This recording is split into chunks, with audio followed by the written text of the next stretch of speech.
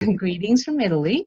I'm talking from here, the University of Calabria, and I'm going to show how we're using Google Sites to set up our coursework at the university, because we kind of have to finish the book, before the students do their exam, unfortunately. So here we are. So big things. Okay, so here we are. So the idea of having to, so when we went into lockdown at the university, the idea of having to speak to, classrooms of 30 students and sometimes 100 students via chat was a little bit tedious. And unlike chemistry and physics that my colleagues teach, English lends itself much more to very lively and real-time interaction. So since we have really good textbooks, what we did was, what we thought to do was to take our well-structured classroom textbooks and transform them into well-guided online learning materials. I'm just looking at the time. Okay, so the textbooks that we had to work with are these two. As if you know them, they're very nicely structured. They have all these different tasks already well defined, and we decided to put them on Google.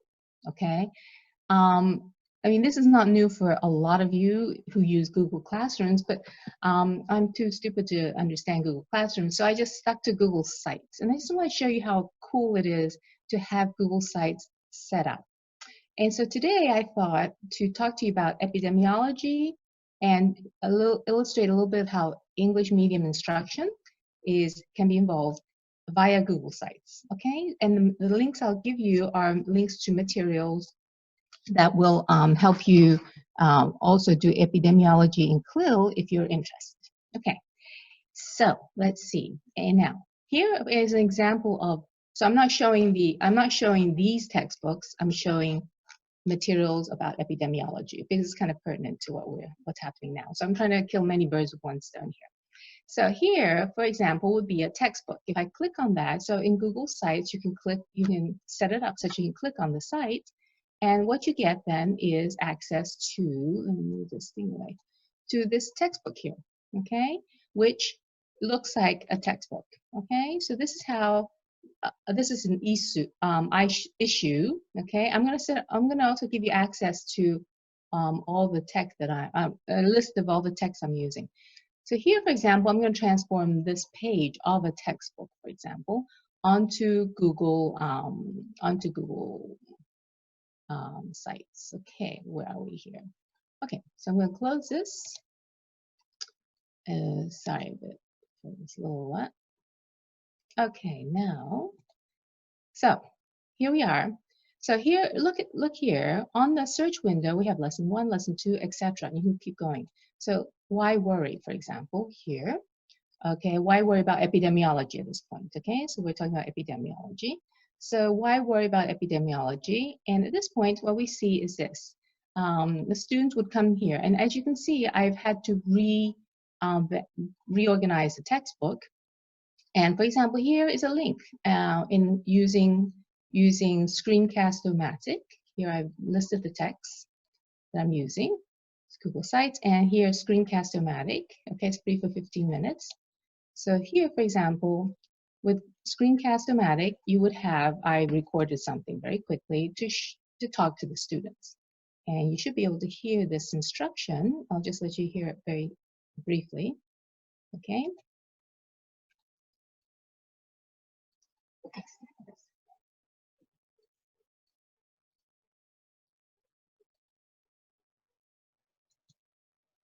Okay, blah, blah, blah. So that would be something that you could record using Screencast-O-Matic and link the video into here while you talk to your students, okay? Okay, so that's an example. And for example, since we're trying to make this more interactive with the students, instead of just saying, study the book and see you in June, I've broken down the text into a little task, for example.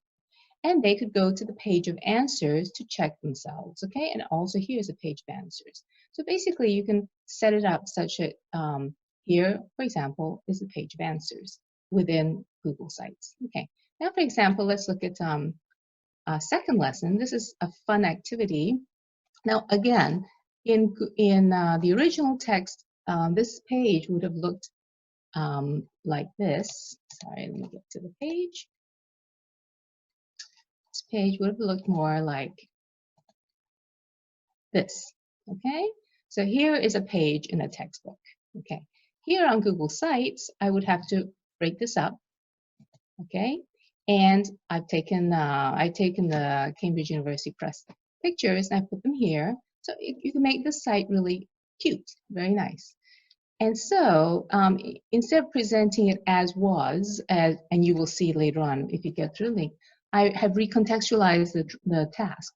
Danielle is a summer intern at the social media communications department of the World Health Organization. He's been tasked to create 4 videos. So I'd like you to take a read. Okay, so read the short screenplays. And here, for example, to explain the word screenplay, I hyperlink this onto Wikipedia to explain what screenplay is, of 4 videos that Danielle has designed, okay, to show the infectious diseases. At the end of each video, a slogan will appear. So they have to read the video, the screenplays, and decide which of the slogans below would work, okay? So these are the slogans.